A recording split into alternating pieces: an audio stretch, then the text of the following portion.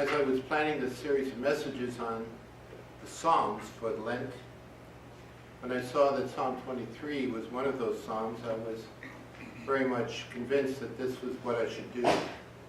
But there's no other Psalm in the entire book of Psalms that is as well known as Psalm 23. Many people have heard that Psalm. Many people have spoken and sung that Psalm. Jews and Christians alike are familiar with Psalm 23. And many people who are not even Christians are familiar with the Psalm simply because they watch TV or go to movies. They hear a preacher standing by a graveside reading the words of Psalm 23. The Lord is my shepherd, I shall not want. He makes me lie down in green pastures. He leads me beside still waters. He restores my soul. He leads me in right paths for his name's sake. Though I walk through the valley of the shadow of death, I shall fear no evil, for you are with me. Your rod and your staff, they comfort me. You prepare a table before me in the presence of those who trouble me. You anoint my head with oil. My cup overflows. Surely goodness and mercy shall follow me all the days of my life, and I will dwell in the house of the Lord forever. As I was preparing for today, one of the commentators said, the pastor knows what he's doing, would simply read the psalm and sit down. Sure, the young people in the congregation would love that. Maybe some of the older ones as well. But this is a psalm that is important for all of us as God's people.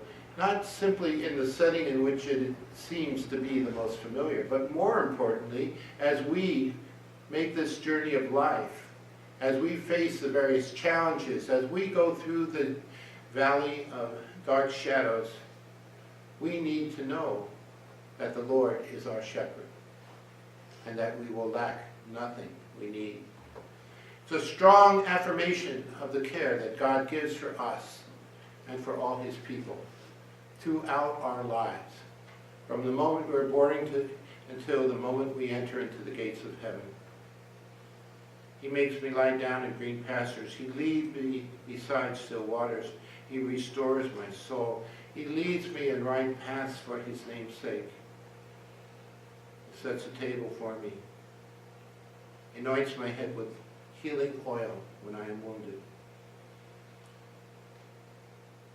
He pursues me. Why? So I may dwell in the house of the Lord forever. That's really the goal, that we may dwell in the house of the Lord forever. During this Lenten season, I've been focusing on the larger theme that we have from our devotional booklet, Free Indeed. And that word freedom is a tricky word. It's a word that many people use, and indeed it is a good word. We should all want to use it. But it's a word that many people abuse because they do not really understand what freedom means. For some people, freedom means having no limits at all, no boundaries, no restrictions, no costs, no obligations, no responsibilities. It's to be totally independent of everyone and everything. I don't need you, you don't need me, I am free indeed, some people think.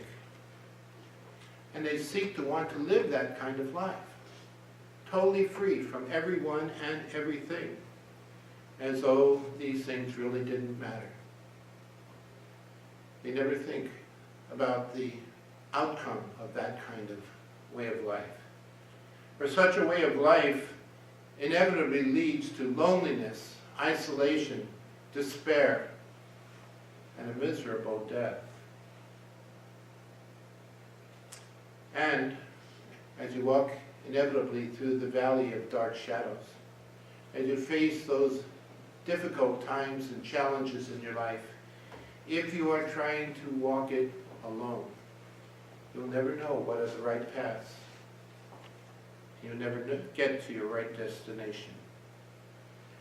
The psalmist learned the true meaning of life through his experience as a servant of God. And he discovered that the true meaning of life is found only by accepting the care that God so freely offers to us by setting us free from sin and death. This journey of life that we are on is a long journey, hopefully. Sometimes it's very dangerous. Sometimes there's a lot of evil along the way. Sometimes we experience great pain and suffering on this journey of life. And very often this journey can be very perplexing, very confusing, so that we don't know what is the right path, where we are going, or how in the world we're going to get there. True freedom is found only by knowing the shepherd, the one whose flock we belong to, God himself. And we, as Christians, know that that good shepherd has identified himself in the person of Jesus, whom we serve as followers of Christ. The one who is a good shepherd who laid down his life for his sheep. The good shepherd whose statue we have in the back of the church, the only statuary in the whole church. Jesus, the good shepherd, carrying on his shoulders a lamb that he has found who had gone astray. Jesus is the one who shows us the right path to walk.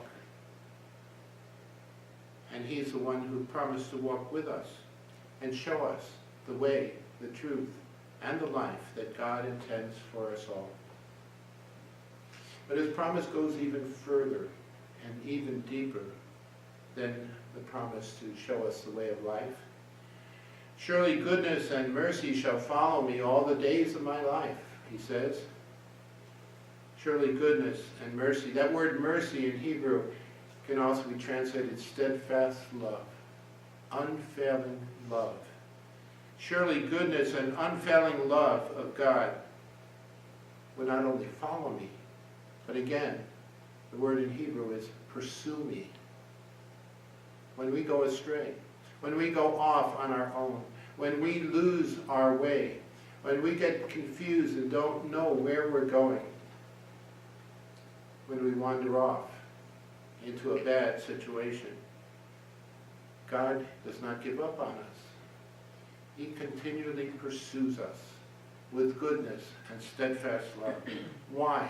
So he can bring us safely home, so we can dwell in the house of the Lord forever. The other day at one of the funerals that I was performing, I had a chance to talk with someone about this very thing. She told me that her brother is a pastor, but she's the one that always spent time in church. And she said that, in fact, she spent so much time in the church that her brother used to tease her and say, we ought to set up a bed for you over there because it seems like you're living there. And here she's almost 90 years old.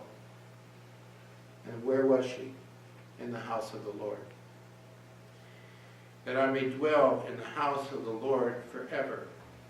She understood what that was all about. It's not simply being present in a particular spot in the building that is dedicated to the worship of God. If that were the case, well, then we would miss the point. We experience God everywhere we go. But it's important that we dwell in his presence forever, and that he be present in our lives wherever we go. Because that's what makes the difference. He leads me beside still waters. He restores my soul. He leads me through the dark valleys of life. He comforts me. His rod and his staff are there, correcting me, poking at me, pulling me, enabling me to be the person that he created me to be. Indeed, surely goodness and steadfast love shall follow us all the days of our lives, because we belong to him. And because we belong to him, we will dwell in his presence forever. What a promise we have from God today. Amen.